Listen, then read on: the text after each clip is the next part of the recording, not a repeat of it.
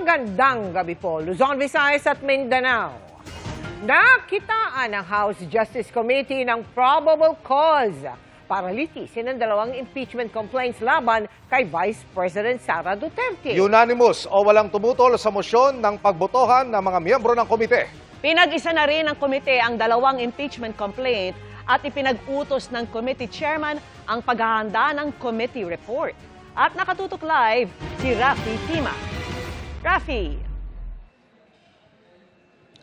Mel, Vicky, Emil, walang tumutol sa mahigit 50 miyembro ng House Justice Committee ng pagbotohan na kung may sapat bang ebidensya para sa isang full-blown na impeachment hearing ang reklamo laban kay Vice President Sara Duterte. 9/2026. Matapos ang 2 buwang pagdinig at 3 clarificatory hearings, pinagbotohan na kanina kung may probable cause sa dalawang impeachment complaint laban kay Vice President Sara Duterte na tinatalakay ng House Justice Committee. Ang sabi ng dalawang endorser ng Zaballa at Cabrera impeachment complaints, higit pa sa probable cause o sapat na batayan para ituloy sa paglilitis ang mga reklamo laban sa vice. From the misuse and abuse of confidential funds, bribery of DepEd officials, to the alarming pattern of amassing unexplained wealth, to the gravity of threats and seditious incitement that strike at the very heart of our constitutional order, ito po ay klaro. There exists probable cause to impeach the Vice President. Walang duda, higit pa sa probable cause ang ating nakita. Madam Chair, may sapat na usok na tayo para patunayang may sunog, may malakas na probable cause upang i-impeach si Sara Duterte. Hindi ito fishing expedition. Pero bago yan mapagbotohan ng komite, nagtanong muna si Congressman Lordan Suwan. Hindi po ba medyo mabilis ang pagboto natin para sa probable cause? I ask this not to delay the work of this committee, but because I believe that the gravity of what we are about to do demands that we ask it. I think it would be prudent for us, in the interest of fairness, and to afford the Vice President every avenue for due process, to extend by 1 additional hearing date. Ang suwestyon na extension ni Suwan, sinusugan ni Congressman Roch Gutierrez. I am more of the opinion that out of abundant caution, as we keep saying, that we should afford the Vice President more chances. Pero pinalagan ito ng ilang miyembro ng komite. Ito na ho ang pang-anim na pagdinig mula po nung naipasa po sa komiting ito ang panukalang i-impeach ang ating pangalawang Pangulo. Naniniwala ho ang kinatawang ito, Madam Chair, na dapat na ho nating desisyonan niyo yung hapon. We have given so many chances for Vice President Duterte to explain and present her side regarding the impeachment complaints filed against her. Pero wali, consistently absent siya talaga. Ginoghost niya tayo paulit-ulit. Nabigyan na rin natin ng sapat na pagkakataon si Vice President Sara Duterte na humarap at ibigay yung kanyang panig. Despite the repeated notices, despite the repeated opportunities for the Vice President to participate in these proceedings, ay dinedma po niya ang Committee on Justice.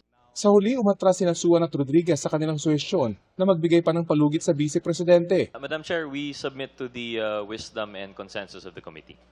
At nang tumuloy na ang botohan, Please raise your right hand.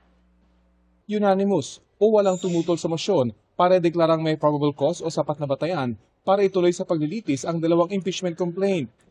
53 sa mga miyembro ng House Committee on Justice ang bumoto pabor dyan. That concludes our voting.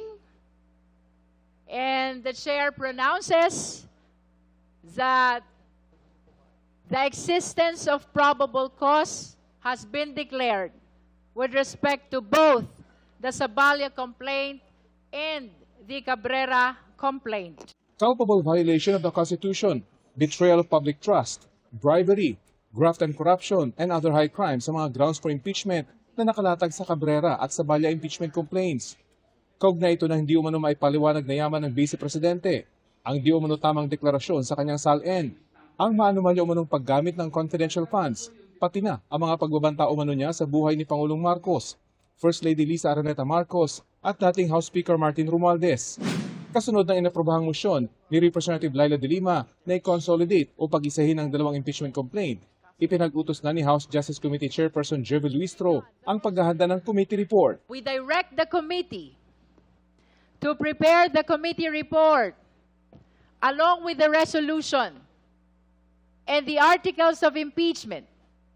We further direct the committee to transmit the same to the complainant, the respondent vice president, and the justice members. Ang committee report na ito, aprobahan pa ng komite sa kanilang susunod na pagdinig sa May 4, bago nila ito ipadala sa plenaryo at sa lahat ng mga miyembro ng Kamara, pati na kay Vice President Duterte. Ang committee report kailangang aprobahan sa botong 1/3 ng lahat ng mga miyembro ng Kamara o hindi bababa sa 106 na kongresista para ma-impeach si Duterte ng mababang kapulungan at mai-transmit ang articles of impeachment sa Senado na magsisilbi namang impeachment court.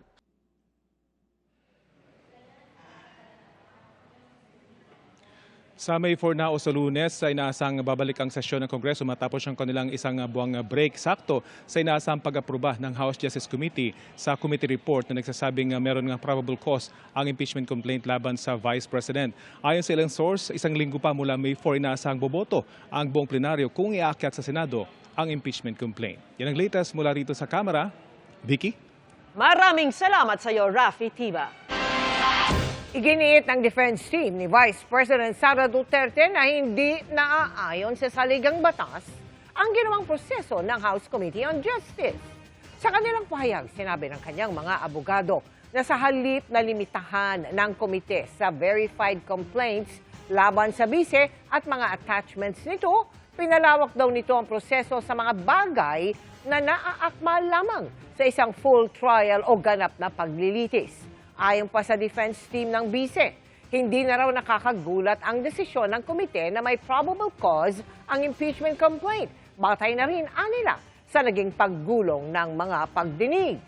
Aligasyon naman ng kanyang kapatid na si Davao City 1st District Representative Paulo Duterte, may tumatawag sa mga chief of staff ng mga kongresista para bumoto pabor sa impeachment kung ayaw daw nilang mawala ng budget ang kanilang distrito. Kung kumpiyansaan niya ang liderato sa mga reklamo laban sa bise, dapat hayaan ang ebidensyang magsalita. Hinihingan pa po namin ang reaksyon dito ang House Committee on Justice. At habang nagaganap ang pagdinig sa House Committee on Justice para sa impeachment complaint laban sa bise, naroon si Vice President Sara Duterte sa isang pop-up exhibit sa San Pedro, Laguna, tungkol sa mga naging vice-presidente ng Pilipinas. Ang proyekto ng Office of the Vice President, isa raw pagkilala sa 14 na lider na humawak sa pwestong Vice President sa isang siglong panunungkulan ng tanggapan. Hindi na isinaalang-alang ang tax records ni Vice President Sara Duterte at ng kanyang mister sa desisyon ng komite na may probable cause para ma-impeach ang bise. Yan ay matapos manalo sa botohan na huwag nang buksan ang kahong may laman ng mga record. Nakatutok live, hindi na Pangaliban Perez. Tina. Emil, ipinauubayan na ng House Committee on Justice sa Senado na uupong impeachment court ang pagbubukas sa kahong naglalaman ng income tax returns na mag-asawang Duterte Carpio na isinumite ng Bureau of Internal Revenue sa komite noong nakaraang hearing. Mananatiling selyado ang kahong naglalaman ng tax records ni Vice President Sara Duterte at kanyang mister na isinumite ng Bureau of Internal Revenue sa House Committee on Justice. The motion to open the box is hereby denied. So ruled. 38 miyembro ng komite ang bumoto laban sa mosyong buksan ng kahon, laban sa 6 na bumoto para buksan ito.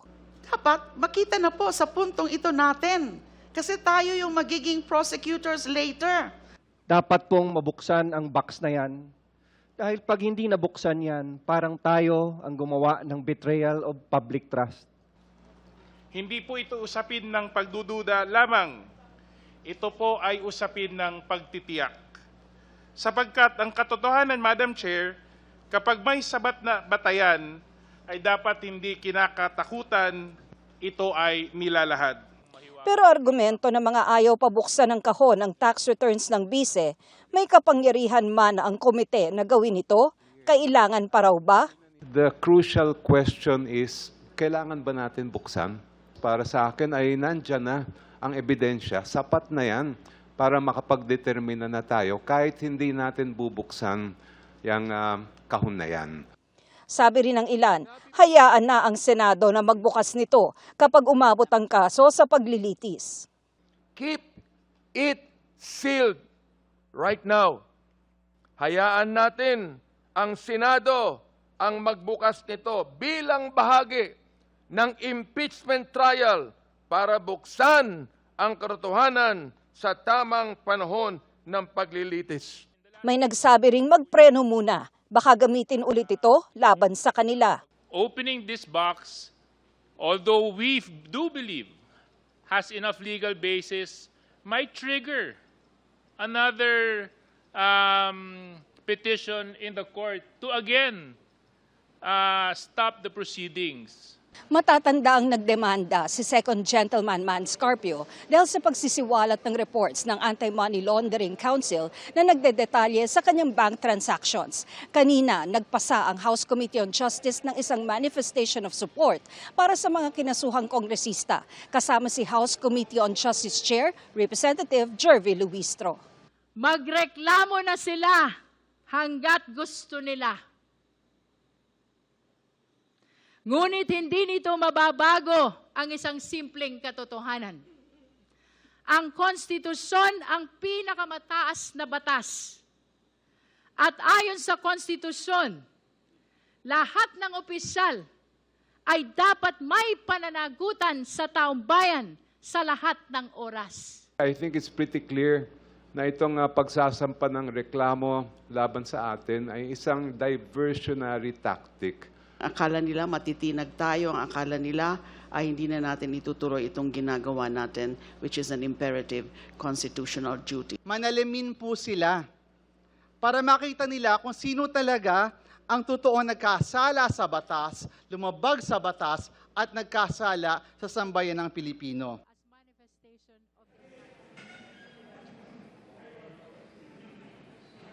Emil, magiging bahagi pa rin ang BIR box na mga ebidensya pag umakyat na ang articles of impeachment sa Senado. Emil? Maraming salamat, Tina Panganiban Perez. Bangkay na ng matagpuan sa tubuhan sa Negros Occidental ang dalagitang ilang araw nang nawawala. Ang biktima, inutusan lang noong bumili ng yelo at alak pero hindi na nakauwi. Nakatutok si Adrian Prietos ng GMA Regional TV. Napahagulgol na lang ang mga magulang ni Rica Grace Simple nang matagpuan siya sa tubuang ito sa Candoni, Negros Occidental. Ang 13 anyos na si Rica, hindi na sila mayayakap dahil wala ng buhay. May sugat siya sa noo at bahagyaring nakataas ang t-shirt. Mismo ang mga taga-Barangay West ang nakakita sa bangkay nitong April 27 at nag-abiso sa mga kaanak ni Rica. Pag-isa po rin siya sa gate, sa ruwang singkampo, may pilat sa ulo. Sabi ko man ang iya na corruption. Ako din mo talaga, sir, something had object, sir, hindi ko sila. Kwento ng mga kaanak ng biktima sa pulisya. Inutusan nila si Rica na bumili ng yelo at alak nitong April 26 ng gabi. Sa isang tindahan sa Barangay Haba na 50 metro ang layo sa kanilang bahay. Pero hindi tiyak kung umabot pa siya roon. Hindi na siya nakauwi at tatagpuan sa tubuhan. Na 2 hanggang 3 kilometro ang layo sa kanilang bahay. Nakatakdang ipa-autopsy ang bangkay ng biktima.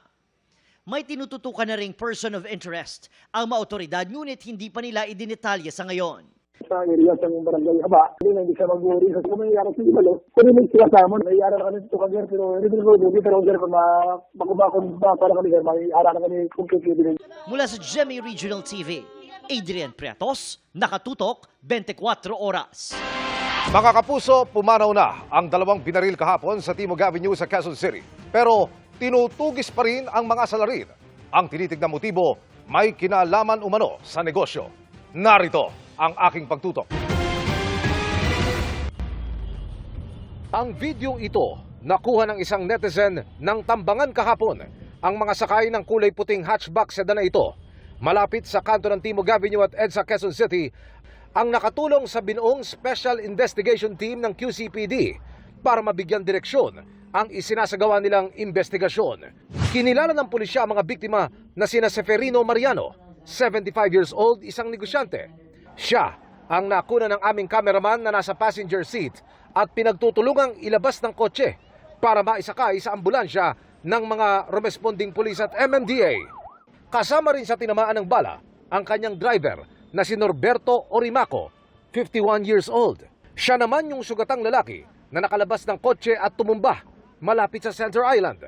Kapwa na isugod sa pagamutan ng mga biktima pero kinalaunan, binawian din ang buhay dahil sa multiple gunshot wounds. Ang gunman, mabilis na nakatakas angkas ng motorsiklo kasama ang kasabot niyang rider. Kanina, ipinalabas ng QCPD ang mga CCTV video mula sa isinagawa nilang backtracking at lumalabas na bago pa man makarating sa ambush site ang mga biktima, sila'y binubuntutan na ng mga suspect. Ayun na yung tandem mo. Huminto. Ito na yung sasakyan na Boss Perry, oh. Sinusundan na nila sa likod. Hanggang sa makarating ng EDSA Timog Avenue. Nabaga na siya, sinusundan na po siya. Noong pagbaybay niyo po ng Timog Avenue, the account given by the MMDA traffic enforcers na nag-stop, then yun po, doon po sinagawa yung krimen po. Pagkatapos ng pananambang, humarurot pa EDSA ang riding in tandem suspects sa kakumanan ng Kamuning Avenue, saka pumasok ng Scout Rallios kung saan nila inabandona ang gamit nilang motorsiklo. When they abandoned the motorcycle, immediately nagpalit po sila ng damit. Pagkatapos, naglakad ang mga suspect. They were on foot. Binaybay po nila yung Scout Ibardulasa, nag-turn na po sila ng Timog, then nag-right turn po ng Scout Torrijos, binaybay po nila yung Scout Borromeo kung saan po doon sila sumakay ng tricycle. Nagpahatid daw ng Quezon Avenue at pagdating sa terminal, sumakay na ng jeep. Ayon sa QCPD, ang motorsiklong inabandona, nakaw. Base sa inisyal na investigasyon ng QCPD, ang negosyanteng si Mariano ang target ng gunman. Sa dami po ng bullet hole na tumama, most likely sir, nagkaroon po ng change magazine. At ang tinitignang motibo? Dahil nga businessman yung victim who owns a bar, clubs, and billiard establishments. So, meantime, yun po ang assessment natin. It has something to do with the business-related incident po. Samantala, ang QCPD humihingi na ng tulong sa publiko sa sino mang nakakakilala sa mga suspect na agad na makipag-ugnayan sa kanila. Emil Sumangil, Nakatutok, 24 Oras. Inilikas ang mahigit 60 residente ng Barangay 168 sa North Caloocan dahil sa tumagas na ammonia mula sa planta ng yelo. Ang ilan na ospital pa matapos mahilo at sumakit ang dibdib at yan. Mula sa North Caloocan, Nakatutok Live, si Chino Gaston. Chino? Mel, nakakordon pa rin ang kalsada papasok ng ice plant na ito sa Caloocan City dahil sa napakalakas pa rin na amoy ng ammonia matapos magkaroon ng ammonia leak ang nasabing planta.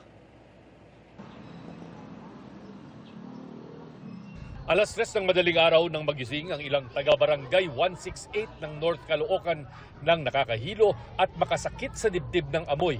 May tumatagas na palang ammonia mula sa isang ice plant kaya iniligas ang mahigit 60 residente ng barangay. Nahilo ako paglabas ko sa bahay. Nahilo ako tapos sumakit yung dibdib ko. Buti na lang may sasakyan, pinasakay kami ng sasakyan. Parang kaya lang pagdating ko doon masakit talaga yung dibdib ko. Tapos bumaba sa sikmura.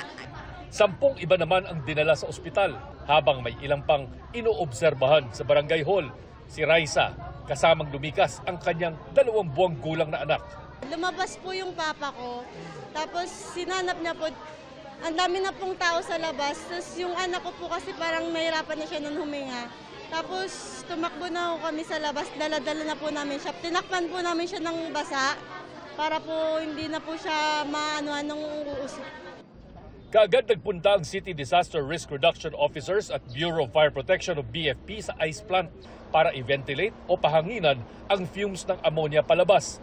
Sa lakas ng amoy, kinailangan gumamit ng mga breathing aparatos para pumasok sa planta. Kinordon ang mga apektadong lugar at binawalan ang mga residente hanggang naaamoy pa ang ammonia. Base sa investigasyon ng CDRRMO, tumagas ang ammonia na gamit sa refrigeration at produksyon ng yelo. Bagaman mabilis umanong nag-evaporate ang ammonia, ang fumes nito hindi kaagad natatanggal at mapanganib kung nalalanghap. Kahit dito, naaamoy natin sa area, medyo nakakahilo talaga. So, pag naamoy nila yan, lalo't matagal nilang naaamoy yan, pwede silang mahilo, magsuka. So, kaya ina-advise natin yung mga residente na dumistansya muna tayo. Buong araw tinetest ang toxicity level ng hangin para malaman kung pwede nang pabalikin ang mga nakatira malapit sa ice plant. Nagpunta rin ang mga kinatawan ng City Environmental Office para malaman kung ano-anong pananagutan ng may-ari ng planta sa batas kalikasan. Sinubukan namin kunan ng pahayag ang ilang opisyal ng ice plant pero tumanggi silang magbigay ng pahayag. At Mel, base sa huling reading ng mga taga CDRRMO na ginawa sa dito mismong lugar at maging sa mga kabahayan ng mga residente, ay hindi pa rin ligtas na pabalikin ng mga residente dahil mataas pa rin daw ang reading. Pero meron namang pansamantalang evacuation center na pwede silang tumuloy at yun na nga, hanggat hindi pa nakiklear at lumabas na ang reading ay pwede nang pabalikin ng mga tao sa kanilang mga kabahayan. Mel. Maraming salamat sa iyo, Chino Gaston.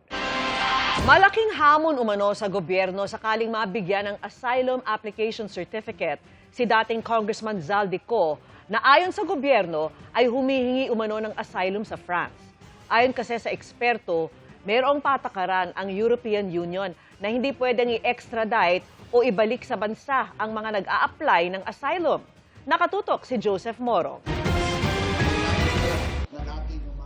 Sa pinakahuling impormasyon ng gobyerno, nasa bansang France na ang dating kongresistang si Zaldico at humihingi doon ng asylum. Ang asylum ay isang legal na proteksyon o pagkupkop na ibinibigay ng isang bansa sa isang individual na umani inuusig o nahaharap sa seryosong panganib sa bansang kanyang pinanggalingan.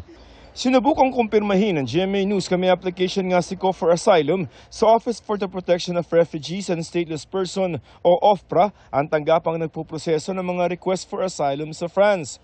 Pero sa isang mensahe, sinabi ng OFPRA na hindi sila nakikipag-communicate kaugnay ng mga individual situations dahil ang mga asylum application ay sakop ng Principle of Confidentiality, isang garantiya sa karapatan sa asylum. Ayon sa isang international law expert na pamilyar sa proseso ng paghingi ng asylum sa France, matagal makakuha ng asylum. Yung proseso ng asylum, matagal naman yan eh. Okay. No? Very optimistic yung 2.5 years na estimate. Ibinigay na halimbawa ni Bagares ang aplikasyon ni dating Communist Party of the Philippines founding chairman Jose Maria Sison na nakamatayan na pag-apply ng asylum sa the Netherlands. Sa proseso ng OFPRA, kailangan personal na mag-apply at magrehistro ng aplikasyon. Bibigyan siya ng appointment para sa interview. Pagkatapos ay bibigyan siya ng asylum application certificate. Pag umabot doon, maaari nang manatili sa France ang asylum seeker habang pinoproseso ang aplikasyon. Ito ngayon ang hamon sa gobyerno. May patakaran kasi ang European Union na hindi pwedeng i-extradite o ibalik sa bansa ang mga nag-a-apply ng asylum. Kailan yung nag-kick in, sir? The moment that you have... Well, as soon as you file an application for asylum, this is really where the government has to make a strong case, no? Na hindi yan pinipersecute dito, bagkus merong ang kaso dito na na-file, na-freeze na yung mga assets niyan, pinaghahanap yan. Pero may paraan pa rin naman daw para mahabol ng gobyerno si Ko. Kailangan daw ipakita na sangkot ito sa money laundering, kaugnay ng mga maanumalyang flood control projects sa bansa at dinala ang pera sa mga bansang kasapi ng European Union. Basehan nito ang Convention Against Corruption at Convention on Transnational Organized Crime kung saan partido ang France at European Union. You need to have a European state that will issue an arrest warrant, a national arrest warrant, which will then be converted into a European arrest warrant. So pwedeng Portugal kasi sabi nila may bahay doon. Yes, would have been a faster route, no? Even if we don't have a extradition treaty with France. Ang ombudsman na naghain ng mga kaso laban kay dating Congressman Zaldico handang tumulong sa ehekutibo sa issue ng pag-apply ng asylum ng dating kongresista.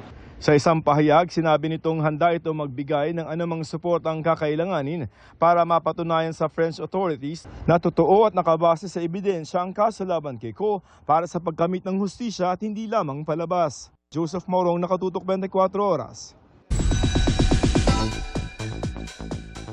Happy midweek, chikahan mga kapuso! Next level ang bardagulan sa mas tumitindi pang mga eksena sa GMA Afternoon Prime na House of Lies. Kamusta kaya ang cast of Cab? Makichika kay Aubrey Carampel. Habang isa-isa nang nabubunyag ang mga lihim sa GMA Afternoon Prime series na House of Lies, mas lalo pang nagiging intense ang mga eksena, lalo na sa pagitan ng mga karakter ni na Beauty Gonzalez at Chris Bernal na sina Marge at Thea. Next level nga raw ang kanilang mga bardagulan. Nariyang ninudngod ni Marge ang mukha ni Thea sa cake matapos malaman ang pagtataksil ni Thea at asawa ni Marge na si Paulo, played by Mike Tan.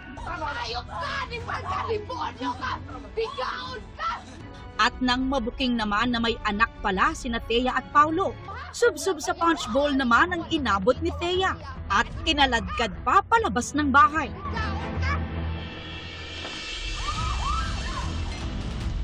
Yan ang bagay sa'yo!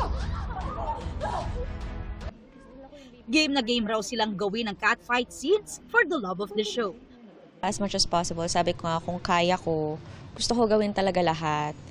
Pero talaga nakakapagod siya kasi isipin mo, maliligo ako ulit, tapos magme-makeup ulit, alam mo yon. Pero pag nakikita ko naman yung comments ng mga tao, talagang gigil na gigil sila sa akin. Masabi ko, ay, parang yung pagod nakakawala din. Tapos parang gusto mo pang galingan sa mga susunod na eksena. Deserve mo daw. Oo nga eh. Ang daming ang galit sa akin. Natatakot na ako lumabas ng bahay. Si Beauty din kasi maingat sa akin eh. Sa mga eksena namin, talagang pinag-uusapan namin, nire-rehearse namin. So, kumbaga hindi siya mabigat. Very light lang din kahit gano'ng kabigat yung eksena. Siya mismong gumaganon sa sarili niya. But at the same time, kailangan talaga malaki yung actions namin na magmukhang totoo. But I'm really thankful na game siya. And also, ang galing ng director namin, Direk Jerry, kumukuha ng shots na mukha talagang, alam mo yun, sobrang lakas ko tingnan. Ang galing nga ng BTS namin si Mads eh. Ang galing kumuha ng mga shots na papakita talaga na we're just having fun. And it's really true. It's a happy set here. Makikita rin naman sa behind the scenes kung paano magkulitan sina Chris at Beauty pagkatapos ng eksena. May kulitan moments din na magkapatid at magkaribal sa serye na sina Mike at Martin Del Rosario. Tulad na lang ang nakakatuwang post na ito kung saan ginaya nila ang iba't ibang couple poses. Actually, kaming apat naman, makukulit talaga kami. Nakakatuwa lang na nare-reset kami before the take. Kasi during the take, sobrang bigat na talaga. Mag-iiyakan na yan, mag-aaway na yan, magsisisisihan na yan. But after the take, magkukulitan na ulit. Kasi syempre, on set, na kami, bugbugan, sakalan, dapat offset, light-light lang, happy-happy lang, ganyan. Pero pag yan na yung eksena, Ay, oo. Yan na, oo. Magkaaway kami. Pero offset, lang kami, joke-joke lang, ganyan. Light lang. grabe na rin yung mga nangyayari, no? Isa-isa lang nabubunyag yung mga Yes, yan. Medyo namamaga pa yung mata ko. Kaya ako sa isang heavy scene kasama si Tito Lito. So, patindi ng patindi kasi mas marami ng mga malalaking sikreto yung nabubunyag. Awa! Ha? Huwag ka makialam! Abangan pa raw dahil sa nalalapit na pagtatapos ng House of Lies next month, mas marami pang pasabog na eksena at mga revelasyon.